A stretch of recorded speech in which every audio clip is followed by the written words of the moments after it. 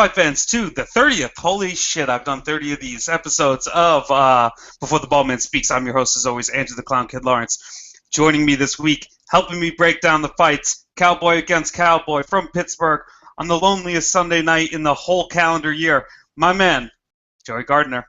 How you doing, man? I'm doing well. Seems like we just spoke yesterday, but I suppose it was, like 2 days ago now? 3? My days are running together. Yeah, Good, time flies by. Yep. Yeah. How much Oh, MMA did you catch over this weekend? We literally had the opportunity to watch Friday, Saturday, and Sunday MMA. What did you watch? yeah, really could have binged it up if you wanted to. I know there was an RFA card on Friday night that I didn't watch. I actually did not watch much of the Bellator card. I caught bits and pieces. I saw Melvin Gillard get wrecked, which was awesome. Yeah. I saw Kimbo put on a heart-stopping performance against Dada 5000, which was just, thrilling. I'm surprised more people didn't nearly die watching that. And Hoist Gracie wins by knockout. I saw that. I saw that, Hilarious. but I'm still not sure I saw what I saw. You know what I'm saying? Sad. It was a lot Yeah. of things. And then I did not watch the World Series of Who Gives a Fuck last night. No, their best fighter was on, and I think zero MMA, or at least the MMA people that I interact with, watched at all. Yeah, I saw the short clip of him winning by leg kick TKO or whatever you wanted to call it. I don't know if the guy verbally submitted or what, but it looked kind of, I don't know. Great. Looked like a dual Al-Aziz show. But we're here to Yeah. break down the main event between Donald Cowboy Cerrone and Alex Oliveira, UFC Pittsburgh. I think it's Fight Night 83. Donald Cerrone shows off some slick jiu-jitsu skills in the first round. Takes us back after getting into a little trouble in the stand-up. Was this surprising for you? I was on the underdog here a little bit. I thought his size would be too much for him.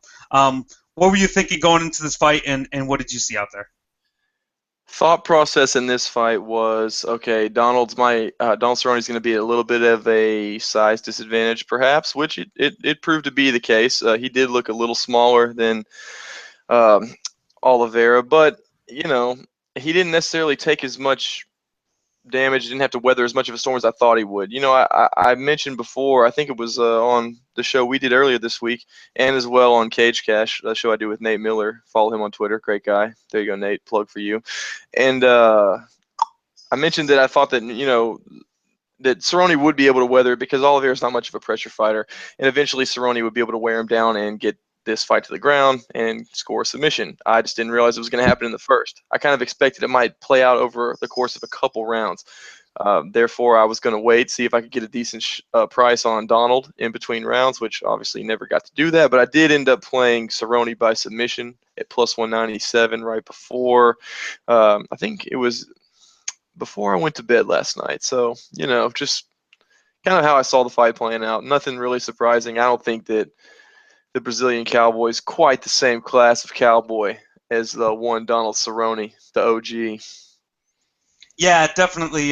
Brazilian Cowboy seemed like a cowboy steak out there, and Donald served him up. Kind of the story of the card here. We completely went through, the main name fighters. All favorites ran through. Derek Brunson definitely handled business in his co-main event slot against Ron Canero. He kind of took advantage of a slip and a fall and grounded and pounded his way to victory, looking impressive. Anything shocking here to you, or was this just a favorite mopping it up? How many unanswered punches do you think Carnero took before the ref was like, you know what? That's enough. Enough brain damage for you, my friend. Dog, there was some brutal shit tonight. There's a lot of referees asleep at the wheel, in my opinion. Yeah, I know we'll get to it a little bit more coming up in the Cody Garbrandt Augusto Mendez fight because some people who may or may not, they did, bet on the fight might have had issues with that stoppage. I don't have an issue with that stoppage. I have an issue with the referee and how he went about that stoppage. But you can say the same thing about the main event, too. Like, what the fuck is Yamasaki doing? He's looking right at Cowboy, laying on the mat. Dude's clearly tapping. Like, he's tapping. I thought we were watching Mazzagatti and Lesnar Mir all over again. Like, oh, you're fucking tapping? You can't breathe or something, bro? Come on, snap out of the... Oh, it's over. It's over. Donald Okay. Cowboy indicating that this fight was over, like with double hand gestures. It was hilarious. Like Jesus you Christ, were y'all. not there at all for any of these steps leading up to it. You didn't even know that this fighter was maybe in trouble when he took a full mount. Just some hilarious shit from the Pennsylvania Athletic Commission and their referees of choice tonight. Cody Garbrandt, huge favorite in his fight as well, cleaned up in the fight before Derek Brunson. Hometown favorite here. We've we've discussed Cody Garbrandt before, and we have a certain opinion of Cody Garbrandt. Did anything that we see in this fight lean us more towards the aging of this fade plant, or did this fade plant get some new life, and you're thinking maybe it's not time to harvest quite yet? What's your thought process with Garbrandt? I think personally the fight played out perfectly towards the eventual harvesting of said fade plant. We mentioned this again on Thursday, as I said earlier, and Nate and I talked about this as well. It's like, yeah, Garbrandt has a distinct striking advantage in this matchup, and he's probably going to go out there and he's probably going to hit Mendez. He's probably going to hurt him. Hopefully he knocks him out early, makes it look real bad, so we can get some value in fading Cody down the road. And on the other hand, I do think Mendez has potential going forward. His striking didn't look all that terrible for a guy who only has 5 pro fights. I mean, let's put it that way. His first UFC bout, he is a Brazilian Jiu-Jitsu guy at heart. We didn't get to see much of that, although Cody did get stuck in a little interesting position there the first time they hit the mat. No, Garbrandt, though, the only question for me in this fight was what were we going to see? Were we going to see the guy who went out there super aggressive and tried to knock your head off, or were we going to see the guy that started out like that against Henry Briones, but then I guess realized it wasn't going to be that easy to knock him out, and then he just basically took his foot all the way off the gas at times in that fight, just kind of coasting through. We saw him very aggressive here. We saw him windmilling the shit out of some punches, which, I mean, I hadn't seen any advancement in technique from him. I don't know where I heard this, but somebody was talking about him the other day. Like, he would be a perfect guy to go along with TJ and move to train with Dwayne Ludwig, because a guy that could use some improvement in footwork, in technique, adding a little more diversity to his game, that'd work wonders for Garbrandt. I think he might end up stagnating a bit where he is at alpha male, which, hey, I know how you feel about him, and I feel the same. That's fine with me because I'll make some money betting against him eventually. Yeah, I just don't think that Team Alpha Male might be the right environment for a guy who has growth potential like Cody. Yeah, I think training in Denver would be fantastic. He could probably learn. He seems like an active fighter and moves around a lot, but it doesn't really go anywhere. It just seems to be the same bobbing motion back and forth.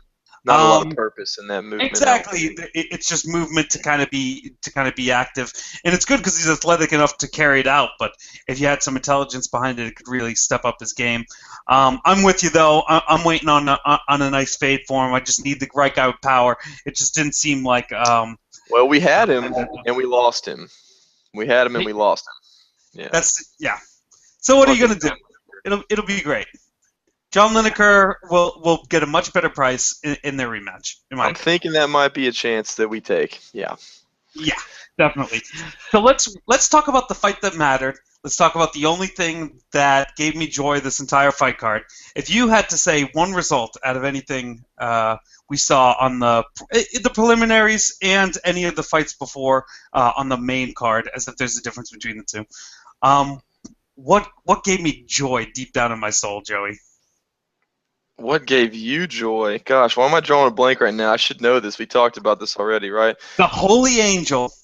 Oh, yes. Bang Bus. Bang Bus. How could I be so remiss as to not mention the Bang Bus on first account? Yeah, man. Absolutely. The only thing that mattered. Amazing. The whole fight. This is the only thing that I was like, okay, I'm glad we did this thing on a Sunday. Yeah, I mean, hey, who doesn't love watching dudes like Daniel Sarafian get knocked the fuck out on Sunday night and then watch him complain about it when he was clearly out like twice in that sequence? Before we talk, right? Yeah, before we talk about how great the Holy War Angel was, let's talk for a second about how Daniel Sarafian should not be fighting professionally. Oh, he's terrible. He looks like a scion. Do you know what I mean? His body shape is that of a scion card. It's an odd look, right? Like there's just not a weight class for him. I don't think he's the Cubist period. You know what I mean? Too big for 170, way too short for 185. He looks like I don't know. He's shaped like a Game Boy. Like an old school Game Boy. Exactly. Yeah, the big fat one. Yeah, there you go. No round on those corners, just got some ridges, a little definition to him. He's not a fat guy by any means, but he's just not a. He's shaped like Frankenstein's head. He's just a giant cylinder. If you had the choice, if a divine being came to you and said, Andrew, I'll give you about 15 minutes to think this over. Draw me a rough sketch of exactly what you would like your chiseled body to look like. It would not look like that. The opposite of that. Yeah, pretty much. You wouldn't be like 5'6" and a bunch of muscles that aren't supposed to be in certain places. It was covered up by a little bit of padding, maybe, for lack of a better expression. All the shapes would have been different in my drawing. He looks in fights like the character in Super Mario 64, like the second level that just like kind of ran at you and then fell. Yeah, there you go. I like that. No, I looked at him whenever he fell backwards, like after he got, I guess he got rocked, and then he was trying to get back into the fight, and Bombose hit him with the uppercut that put him out for good, and threw his head back to the canvas. Like when he hit, he's. I mean, he probably physically, he probably looks better than me without a shirt off. I mean, oh, definitely. No, it's thanks, buddy. But yeah, he when he hit, just a huge ripple up from like the bottom of the stomach up to the nipple, just a yeah, it was nice. It got some good waves. So the Holy War Angel, what is it? Yeah, Holy War Angel, which fantastic name. Minus a couple. Yeah, it is a bit of a mouthful. Well, so is like Oliwal Bangbos. Hold on, I phonetically wrote it out because I kept fucking this up. Bambosa. Bambose. Olawale Bambose. Olawale Bambose. I get plenty of practice Holy War Angel pronunciation on Cage Cash, so I'm good. I got your back, man. If you need one, here. Yeah, Miller is an exacting person, especially when it comes to pronouncing Japanese names. If it takes him more than half a second to figure out how to say it, he'll just say something that's not remotely right, but it's his. Yeah, but sounds good enough that no one's going to challenge him. Like, Tatsuya Kawashiri! So, Bambose is a murderer, goes out there, minus a couple points for kneeling down and praying to God after you just, like, took at least 5 years off of a man's life. Well, I won't say that, but will say it's a little creepy. It's like he like do it on the other side of the octagon. He's right there in the camera, like you're right here, and he's just like as if he was a sacrificial offering to his god. I never get that. That's kind of a disconnect. I mean, we're not going to get into a talk about religion on the show because no one cares about my beliefs. No one necessarily cares about yours either. They want to hear about fighting, but it's like I don't understand the guys. It doesn't matter what religion. I don't understand the guys that are talking about like. I just don't want to hurt a guy in there. And he just flatlined the fuck out of him. And he's going to do it again. Yes. He might even end up on that end eventually. So it's like, I don't understand. In his career, he is literally helping to disconnect men from their consciousness in successive order to get progressively bigger paydays. That's exactly what he signed up for. I don't see, there's a disconnect somewhere. But, hey. Whatever makes you sleep better at night, that's what's important, I suppose. But listen, if you're going to believe in God, I think that Bombose is doing it the right way. You're the Holy War Angel. You're there to murder people and lay them on a sacrificial, canvas to your God. As soon as you slay them, you kneel at their head and you pray to your Jesus and say, I've delivered another soul unto you. Hey, there you go. I mean, he played it out well. I mean, the thing is, something I've really taken into account lately with the increased testing in MMA. It's like I think that every fighter nickname should have a direct parallel to steroids. That way, whenever they get popped, they can change their nickname appropriately. Like we have Yoel Romero, Soldier of God. I believe I dubbed him the Soldier of Steroids afterwards. So now we have the Holy War Angel. You've got the Holy Roid Angel. You've got something to go with here. I mean, he's a pretty good looking dude. I mean, he's got a set of tits on him, like a good set of tits, like a man tit, like a tough rock right there. I mean, I wouldn't fuck with him. Oh. I'll say it that way for sure. Definitely not. Sure. Yeah, and the best part of the whole thing was, I think literally he did these kind of hand flourishes before the head kick knockout happens, and he touches the ground at some point. And I missed that part.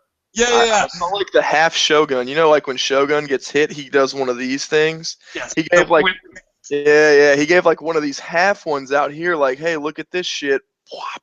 And then I don't know. It was interesting. I dig it, you know. I dug everything about it. I thought it was fantastic. It was the greatest showmanship ever. I would just like to say it was almost as if Daniel Serafian was just mesmerized. He was like one of those snakes that just gets charmed, and then all of Well, a it sudden doesn't he was take unconscious. much. I mean, Serafian, he's like the Not a guy. lot of brain. If you had to vote most willing to get knocked the fuck out, he's near. He's in the top 10 for sure. I mean, he Yeah. loves getting hit.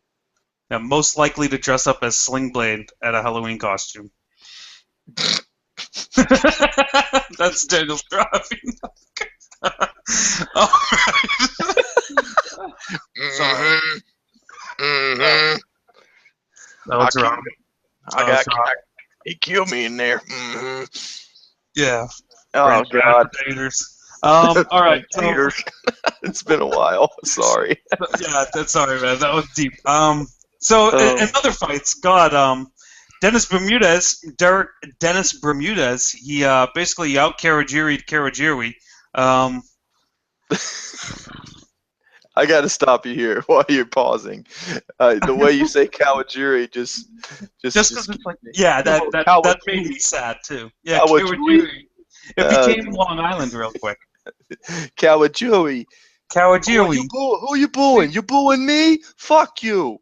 Kawajiri, I'll fight you any day, bro. So he got ground out for the second and third rounds. Not the most eventful event for No. Dennis Bermudez. Do you care about Dennis Bermudez anymore? Do you think he is still active as a top 5 featherweight? Do you think that's still relevant? He's on the fringe of top 5. I like the guy. I think he's fun to watch. The fight wasn't overtly boring, I don't think. I think that for the style matchup, we've seen a lot more boring fights when guys of those two styles clash together. I mean, I think it was all right. But here's my thing. Dennis Bermudez is still one of the dumbest fighters in the world. Like, he could have fought this fight much differently. Stayed on the outside, throw some leg kicks. I mean, he's got pretty good takedown defense. He doesn't have to worry so much about Kawajiri shooting on him in open space. It's more like when I get pushed up against the fence or I get into a clinch battle, if I lose even one position, I could end up on my back. Or I could jump on a fucking guillotine that's never going to work and end up on my back that way. Or I could take your back and then just decide that I'm going to go aggressive and try to get the choke like within the first 5 seconds and then slide off and get in a bad spot. Like, he repeatedly put himself in shitty spots or compromising positions. Like, I think I tweeted afterwards, Bermudez gets it done fairly easily as I expected, but he took the path of most resistance. It's like, dude, just stand with him and you'll probably knock him out. Or at least hurt him, and then have a chance to jump on something. I know I've said a lot about it, but let me also say, I want to talk about the first round real quick. How did you score the first round, and do you have any? Okay, go ahead. Tell me how you scored the first round. I scored it for the little tank. I thought that Bermudez won the second and the third.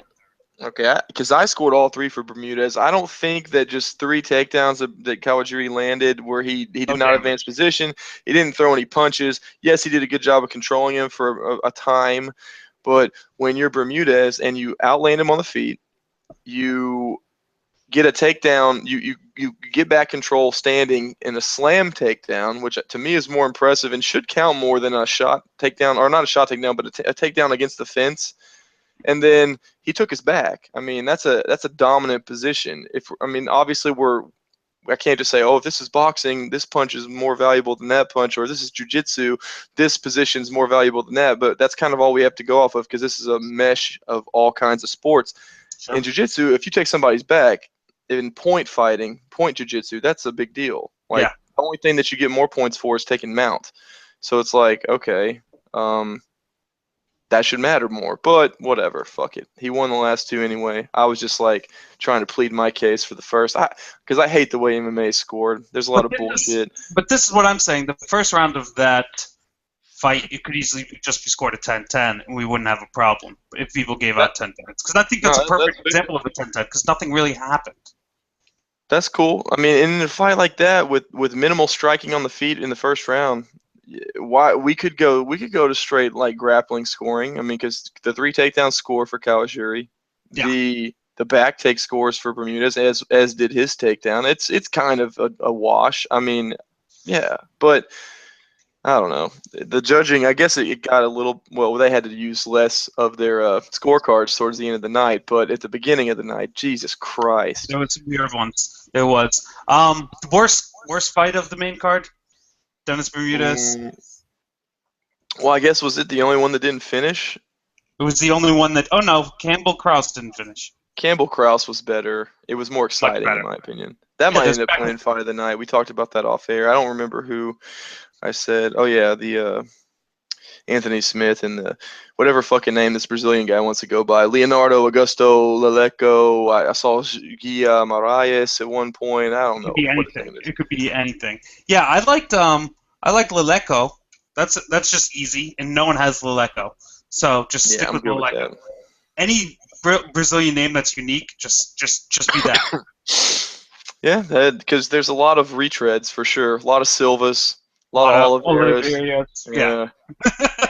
So my fight of the night definitely had to be the return of Scotty Diesel Rig against the Maimer, against the cheater, Chris Camozzi. Did I not tell you? Did I? Scotty Riggs. Oh my God. It's a red we're crossing over here. Whoa. I got you. I'm with you, man. I hear you. Didn't I not tell you? The fight to watch, the fight you could not miss, must-see TV, Fox Sports 1. Joe Diesel Riggs will find a way to lose a fight in a way that you have never seen before. I have never seen a man break his forearm getting kneed, but he did, and therefore he could not continue. He fell over, clutching the arm, took a nice shot to the face for his troubles. Why are you fighting, Joe Riggs? Jesus, man. He's literally shot himself in the leg before, but he kind of shoots himself in the leg every time out because he just can't keep from breaking something or hurting something weird.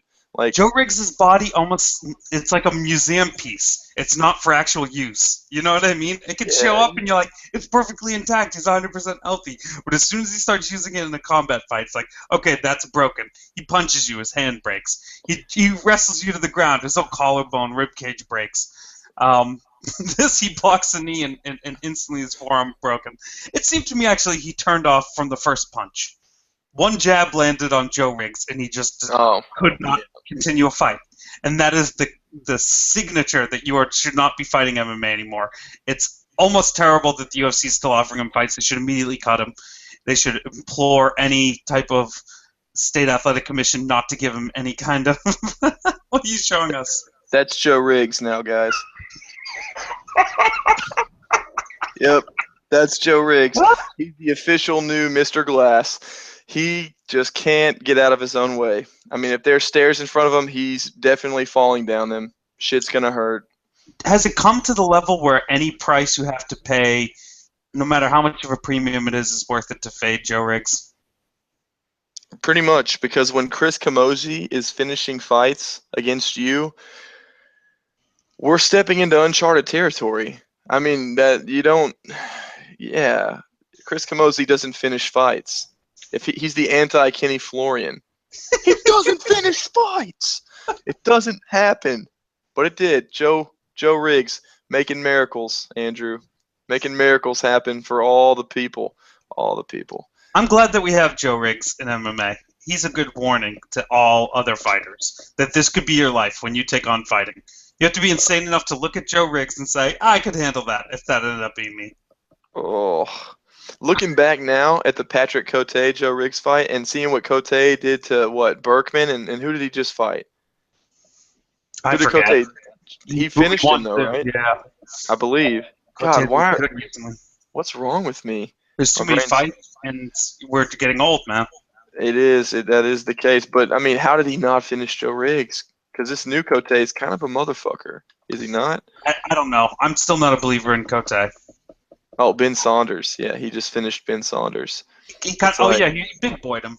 Ben Saunders isn't, he's a good jiu-jitsu kid. But if we're going by the almighty MMA math, Ben Saunders finished Joe. Well, correction. Joe Riggs finished himself against Ben Saunders. Basically ran into Joe. He basically touched Ben Saunders, which is a no-no if you're Joe Riggs. You can't touch anything. You have to try to win a fight without touching a human being or, like I said, Mr. Glass. or a post. You can't slip on your way on the walkout. A lot of things. You can't stub a toe on your way in the cage. Okay, we had some other fights too. James Krause took rounds 1 and 2 and then coasted his way towards the third round against Shane Campbell. A lot of people love the Shane Campbell bet. Were you on board with the underdog, or are you with the favorite here? Yeah, I took a piece of Shane Campbell here, and to be honest, I wasn't disappointed in his performance. I think that I was more impressed with the striking improvements that Krause showed early. He kind of abandoned that after the first round, but I don't think Campbell was expecting that type of an approach from him. And at the very least, it threw him off long enough in round 1 to where Krause could then take control with his pressure game, his pressure in the clinch, his pressure attempting takedowns. But hell, Shane Campbell, he stopped a lot of takedowns, and he did a good job. He even got a few of his own. He just, when the fight did make it to the mat, he was just outclassed in grappling-wise. So, and Krause didn't really give him any room on the feet to implement his nice striking. And really, not until the third round, when Krause literally had nothing left in the tank, did Campbell really mount any significant offense. So, warranted 29-28 decision for James Krause. That's a big win for him because at this point, really any win for James Krause is a big win because he's proven time and time again inconsistency is really his MO. So this is 2 in a row for him now, I believe, after beating Crookshank. So maybe he finally rights the ship because I think that we can all agree that he's got some talent for sure.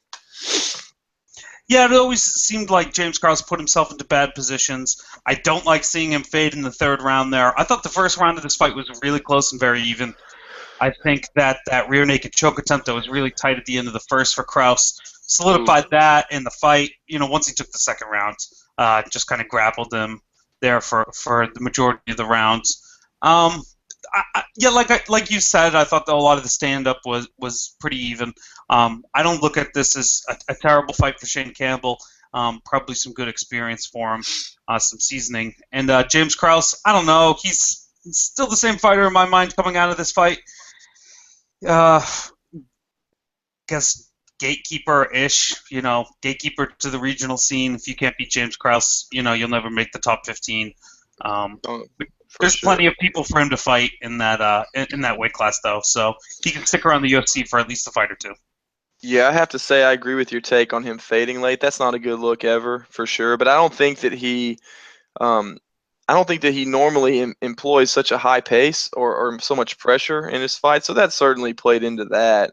And not to mention Campbell did a good job thwarting a lot of it. That's a very grueling pace and a grueling type fight. So, like I said, I liked the fight. It wasn't bad. I just wish that my guy had more space to work. Yeah, definitely. We had some earlier fights as well. Anthony Smith wins an interesting close decision against Leleco. He won the first 2 rounds and then kind of got wrecked in the third round. Another case that if MMA judging kind of went a little differently, maybe we wouldn't have seen the score on the judges' cards that we did. How did you score this fight? I probably have an unpopular score, and I didn't have a bet on the fight, just letting everybody know, because I know some people think that plays in a lot of bias, and I'm sure it does sometimes. I try to call it as even as I can. I had it 29-27 for Leleco because I actually gave him the second round. I know that he did get control for a bit of that round, but he finished really strong. Not to mention, he also rocked Smith early in the second round, and it looked like Smith was really close to being out on his feet, but like somehow Leleco just didn't have the energy to muster enough strength to go after him, and Smith ended up literally falling at his knees and taking him down, which was one of the shittiest takedowns I've ever seen. Like James Toney level takedown defense. I mean, it was bad. And it's a common thing. It's a common thing that you see fighters all the time. They're circling around. They just heard their opponent, and they're being patient, and they're really looking to pick their shots. And 1 or 2 more blows is going to knock someone out if they stay on top of it, and they shoot for a double leg. They go for a single leg. They try to clinch up for some reason. It's one of the baffling things of an MMA fighter's psyche. I don't think I'll ever really understand it. To me, Leleco looks kind of like a circling robot. He just constantly moves into the power hand and puts himself against the cage. It just looked like too predictable of a style and just too repetitive of a motion for Anthony Smith not to figure out. Even then, Lionheart still almost lost it in the third round there. Yeah. Not either fighter am I looking forward to really seeing more from them. The veteran Nathan Coy, journeyman Nathan Coy, grinds out rounds 2 and 3 against Webb. Takes a uneventful victory. Do you have anything to say about this fight other than it was cool that an underdog hit? Wasn't cool for me because I actually bet on Jonathan Webb. I wasn't going to bet a lot. I didn't bet a lot. I bet like 2 units. I think conversation that Nate and I had during Cage Cash kind of leaned me more in that direction. That was part of our Cage Cash unanimous decision, which we have now failed to cash the last 3 weeks or 3 events, which is bad. It's not good at all. No, clearly. It's not good. No, man, Jonathan Webb's really raw, and to be honest, he might just suck. It's really possible that he just might suck. It reminds me a lot of Mike Biggie Rhodes when he was in the UFC. A lot of people talked him up, and then he gets put in these favorable type matchups that he was favored in or should be able to have an opportunity to pick up a W, and then he just is flat. And Webb, I don't know. He looked okay striking in the first round, and then he just completely went away from that game plan. Like, let's grapple with the career wrestler that doesn't strike well at all and doesn't really have a good chin either. Great strategy. A lot of stupid fighters on this card. Jonathan Webb, Dennis Bermudez, even going back to the last fight, Leleco, I mean, shit. I don't know. Maybe it's mental fatigue. I'm not in there. You said you'll never understand it. I really won't either. It's just poor preparation, maybe. I don't know. But Webb, blah. I think that Webb lost all the hype that people have kind of given to him, over the last little bit with this fight. There's nothing from him that seemed extremely athletic. There's nothing there that seemed that he understood distance or timing in any kind of special way that's going to make him rise to the top of that weight class. If a guy like Nathan Coy is grinding you out and out cardioing you when you're supposed to be the young prospect, putting a pace on him, I'm sorry, but I'm never going to support you again. We'll see how he goes in the next fight, but I wouldn't be shocked to see him out of the UFC and out of fighting in short order. Yeah, I'm off that. To be a little harsh. Now we got some comments from the Twitter machine. Mostly Chris White 209. He says, "Let's talk about how apparently a judge can't do math." You can put your comments on hashtag BTBMS. He's talking about this Ashley Evans Smith fight against Marion Renault. Fight scores come in, and one of the totals ends up being a 29-27. 29-28 for Ashley Evans Smith and 28-29 Marion Renault. The majority of MMA outlets scored this fight for Marion Renault. So we are obviously in robbery territory, or at least that's what MMA Twitter would have us believe. What is your take on this? Robbery or not a robbery? Oh, I got a lot of thoughts. First of all, shout out to my boy Chris White, fellow Dallas Cowboy fan from the great state of Texas. My man. He did pretty well tonight from what I understand on the bets, so good on him. He's a cool guy. Follow him on Twitter, Chris White 209. All right. So the fight. Yeah, I'm not sure about that card. I don't know what the hell to think. At first, before we actually saw the physical scorecard and realized that, wow, this judge just doesn't know how to add 10 plus 9 plus 9. That's actually 28 for those of you that don't know math. I mean, it seems pretty simple to me. They wrote 27. Straight up honey-dicked me, bro.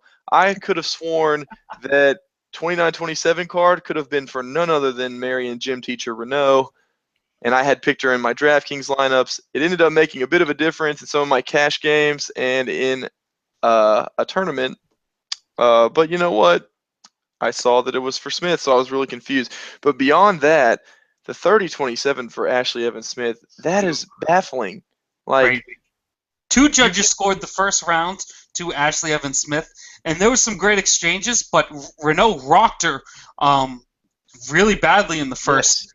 and Smith does a great job and recovers and kind of gets her bearings back late. But I don't see that round being scored any other way but a 10-9 to Marion Renault. It was close to being a 10-8, but Smith really does recover and grit it out. Well, you're forgetting the part about the end where the last 25 oh my seconds God, she she was almost in gets her real in a danger. guillotine choke. She almost tapped her out. In a It's very like, tight guillotine choke. initially off the top, that's a 10-9 for me, but I saw some talk of a 10-8, and I wouldn't be upset about that. Two You and I judges both have gave her the spoken first round. before. More liberal use of 10-8s, hell, even 10-7s when you're getting the absolute shit beat out of you. That should happen. MMA, this is what judging should be. But fucking judges. But regardless, I think it should have been 2 rounds to 1 Marion Renault. I'm really not sure how she lost that fight. I thought that she outclassed her on the feet. She did get, I saw that the striking stats were very even. Oh God, that was near the beginning. What was that, like the third fight of the night? The first round for sure, Marion Renault, and I believe I gave Renault the second. Yeah, that would make more sense because I think think. it was universal that people started scoring the third round for Evans. But that's first round score. If you don't give that first round to Ashley Evans, then this is clearly a Renault fight card. Even if you were to give it the first round and then the second two to Ashley Evans Smith, that's a card I could more agree with because that second round did get a little close there. I think I actually scored it 29-28 to Ashley Evans Smith because I gave her the second and the third. But that first round being kind of unconscionable, I thought I would be in it, the unpopular scorecard by far, and it seemed like I was. Overall, is this just don't bet women's bantamweight fights because 135 pounds needs to kind of settle and figure itself out, or is this a robbery? What's up? I'm on the robbery train. Well, I'll say this. It wasn't a great decision. Could Evan Smith have gotten 2 out of 3 rounds? Possibly. But not the first for sure. And that was the one, as you said, that made the difference. That first round, could very well have been the worst judged round that I've ever seen. We talk about Diego Sanchez and Ross Pearson as one of the worst robberies in MMA history, but no single round of that fight.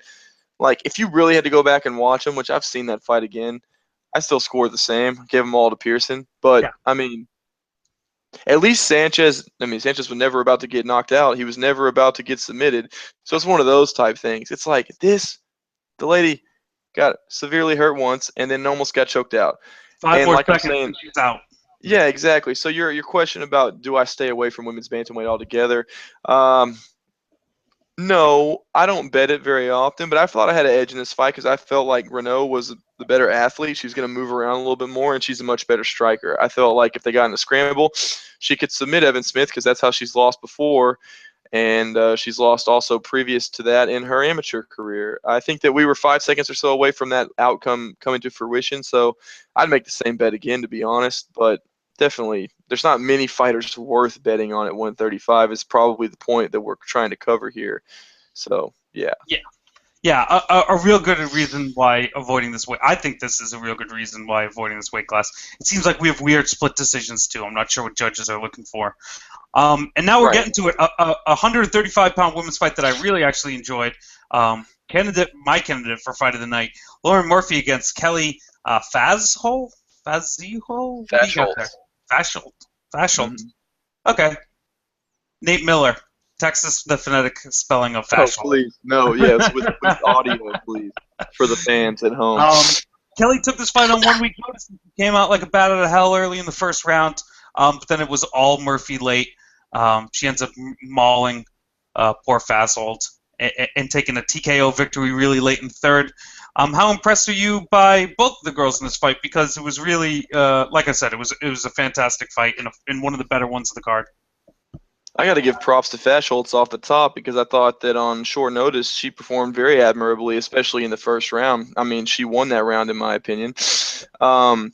Murphy, see, this is what we're talking about betting on women's MMA, 135 pounds. Like, Murphy's one of the largest favorites on the card, but to me, there's really no way in hell you can bet on her because she doesn't finish very many fights, albeit she did finish this one.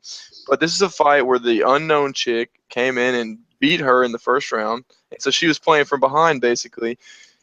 And, at that point, Fat Schultz probably emptied a lot of the tank, and that's probably, I'd attribute that to a finish more so than her just being that much better than Fat Schultz. I think if they fought again, both on full camps, we'd probably see Murphy pick up a close decision like she does in most of her fights. I mean, she did it against higher competition in the past, but still, this is why you can't bet on women's bantamweight fights all that often. And plus, with the judging tonight, who knows what the scorecard would have been if it would have actually gone the distance. I didn't check to look. I know that nowadays we have access to those type things. But yeah, hey, good for Fat Schultz, good for Murphy picking up a win. I know she's lost to some good competition, but I don't see Murphy ever being a player at 135. And she kind of ugly too, so I really can't advocate getting more screen time for the lady. I'm just gonna be honest, guys, not to be sexist or anything, but I mean, I'd much rather look at the females in the other fight than this fight. That's just me. Yeah, I'll agree with you, but I'll be honest with you. I just caught like a glimpse of Lauren Murphy's body during weigh-ins, and I was like, you know what, Lauren Murphy's kind of hot. And then I looked at her face, and I was like, I regret that thought. You'll be reaching for the paper bag, like, hey, baby, come here real quick. It was Saturday. I had 3 drinks in me. I was watching the weigh-ins late, catching up. She's definitely a six-packer. She's a six-packer. You might need to pound a few, maybe 6, and then she's a possibility. In Alaska, she's definitely one of the grade A top 10 girls. Well, I heard the lighting's pretty poor up there, so that can definitely improve the situation. I think the ratios are bad there too. You're just taking what you can get.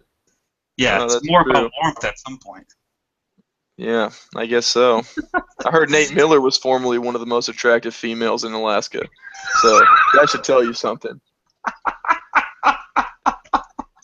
Oh, that kills me. That was the best.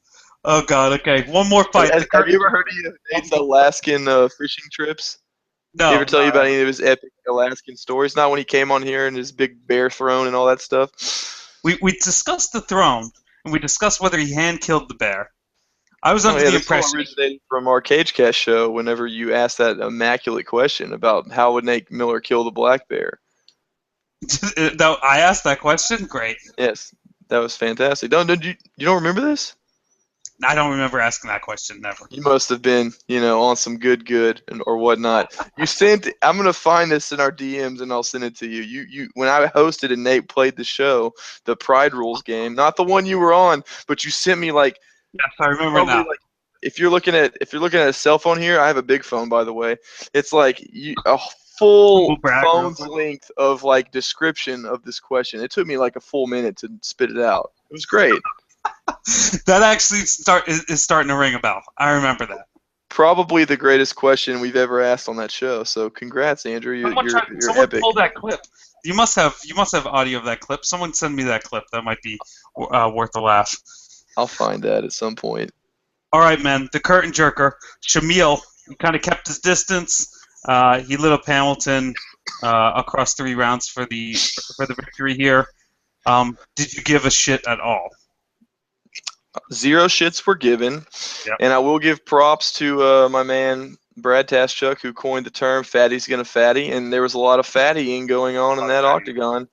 And because of the fact that I knew fatties could fatty, and fattying was a certain possibility, I put some money on the over, and it was easy, never in doubt, which is rare to say in a man. In a fight between 2 men that size. I mean, they literally didn't look like they were trying to hurt each other.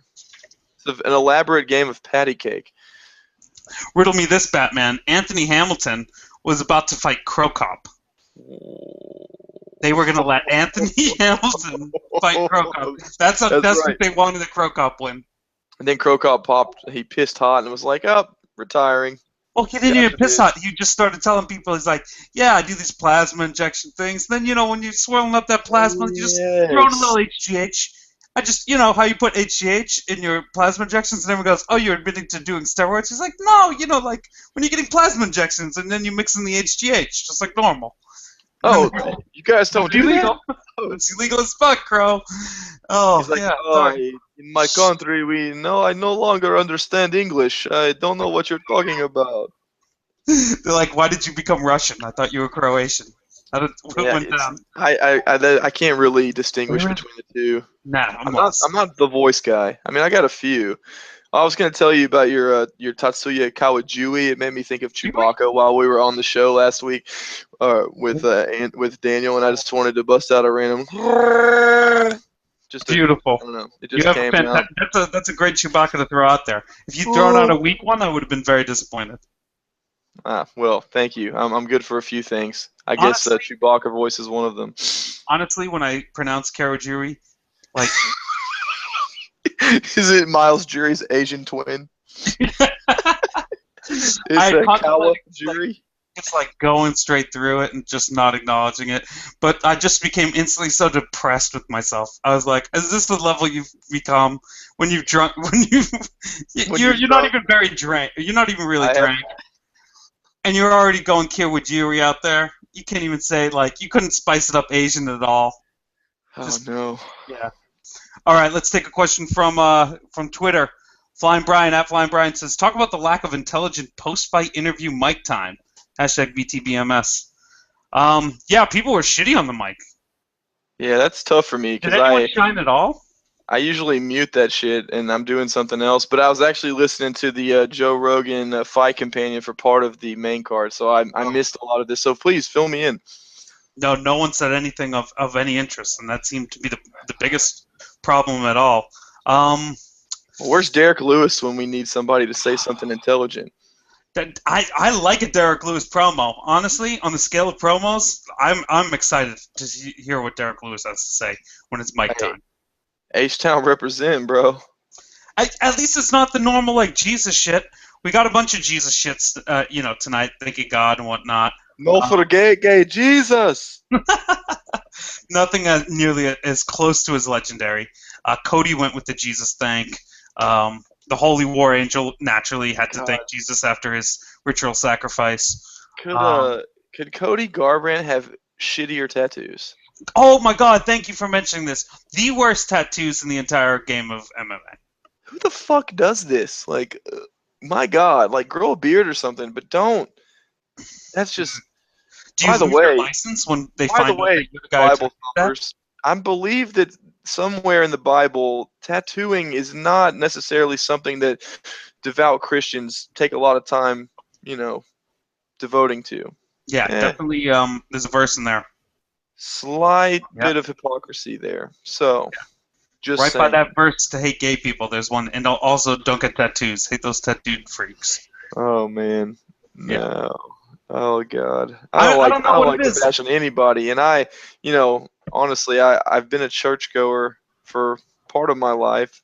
Maybe I've drifted away from that a bit these days, but it's like everybody gives. I don't know. It's like Jesus. Sorry, probably shouldn't say that either. I guess right, but it's like people find ways to make people hate them. Like you could be, for lack of a better expression, politically correct in the things you say. You don't have to. I don't know. It's just so frustrating, Andrew. It all goes back to stupidity. Like, don't shove anything down anyone's throats. We'll all love each other if we can just be unique in our beliefs. You're giving out world peace advice. You're broadcasting to the world right now. Your message of hope and love. But it doesn't matter because wearing a sweatshirt like this and a hat like this, I'm gonna end up getting hate from half the people in the world anyway. So most of them. I'm a walking oxymoron. A lot don't care about the Cowboys. The paradox is real. Cowboys are a little irrelevant at this point. There's not a lot of caring. Okay, soon you'll feel the pain soon enough, Andrew. We don't have to rehash this. But we don't need people shouting out Jesus on the microphone. We know my stance against calling out Jesus on the microphone. Jesus does not give a fuck about you knocking people out unconscious. But for some reason, I do give Bamboshe. Bamboshe gets the pass, man. He's the Holy War Angel. You can shout out Jesus all you want and have the Jesus stenciled in the back. Bit of a wild card for you, huh? See, if you're going to go Jesus, go hardcore all the way, crazy Jesus, like Yoel Romero style. You're crushing a little bit. How stiff are those sweatpants you got on right now? They're pretty stiff. And okay. You said I'm wearing any pants at all. I think your voice raised an octave when we started talking about him. I have to go instantly more submissive. When I'm just talking me against you, I have to be the dominant male. When I discuss Bamboshe, I instantly retract into a more feminine role. Your eyes got really slanty and your voice started raising a little bit. I beta out. I make myself more demure in stature. Are you blushing? I can't tell. Is that just because you're a ginger? I can't tell. Natural warmth that rises to my face when we mention the name of the Holy War Angel. Speaking of gingers, you see Sam Alvey's interesting haircut? I didn't even recognize him at first. A little green Sam streak. Alvey's a fucking mess, man. This is what happens when guys who are not that attractive marry models. They just treat them like they're marionette dolls. She's out there dressing them up, putting them in different outfits, haircuts every day of the week, dressing them up like the Joker one day, making him do kitty lip sync videos the next day, giving him a tanning booth sponsor that puts his name on his chest and loses him $50,000 when he gets a knockout. I know. Wow, not a good choice. Not a good choice at all. All of Sam Alvey's wife's business moves have blown up in his face. Deciding to fight Derek Brunson. None of these things are good ideas. Not a great plan. He broke his jaw and recently just got his jaw unwired too. So maybe just the boredom of having your jaw wired shut makes you want to change your hairstyle. Certainly hurts the amount of fellatio he can give his wife. That's for sure. You're saying she's getting it from outside sources? Saying it wouldn't be out of reasoning. You know what I'm saying? It wouldn't be out of the question to assume that a man of All right, now that we've accused Sam Alvey's wife of infidelity, let's put a bow on the show. Give out your two. I'll try to outdo it. Yeah. Performance of the night, Joe Riggs. Joe Riggs. Okay, just kidding. I'll take a serious tone on this. I guess I would say, well, it's easy to say Donald Cerrone because he was sort of expected to do that, at least at some juncture. I'm going to go on and say that I was most impressed by the Bang Bus. I mean, is there any other real answer? The Bang Bus all day. Bus all day. Definitely, he's got to give you one. What's your other one? You get to be Joe Silva. Hand out 50 G's. Who else pockets it? Yeah, I'm down with giving a performance to Derek Brunson. He did a good job. Solid performance against a guy that, people are still questioning Brunson's durability. They're still questioning, like, oh yeah, he's trucking these guys that aren't very good. Chukal, he's got an impressive win over Mark Munoz. Yeah, real impressive. Yeah, I'll go Brunson. Yeah, my number one was Brunson. My number two is Bang Bros. I had a 3 of Donald Cerrone and 4 of Cody Garbrandt. Pretty standard fare at the top of the card there. Fight of the night for you. What was it? Well, selfishly, I'll say I hope it was Leleco and Smith, since I have a plus 900 bet pending on that. I haven't seen the official announcement so far. Not much there. Yeah, probably not. I guess otherwise, we're probably looking at Campbell and Krause. Well, that's a pretty good fight. Campbell and Krause, probably the best, most back-and-forth fight in the main card. I give it to the preliminary fight between Lauren Murphy and Kelly Fasol. Oh,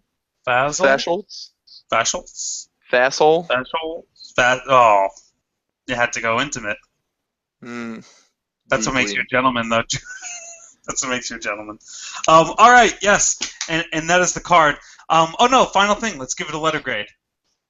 F to A to F. Where do we fall in this card? Where do we land? Oh, man. The beginning of the card had me feeling like the last 2 cards that we've seen on free television. I know what my grade is. What's your grade? Very underwhelming.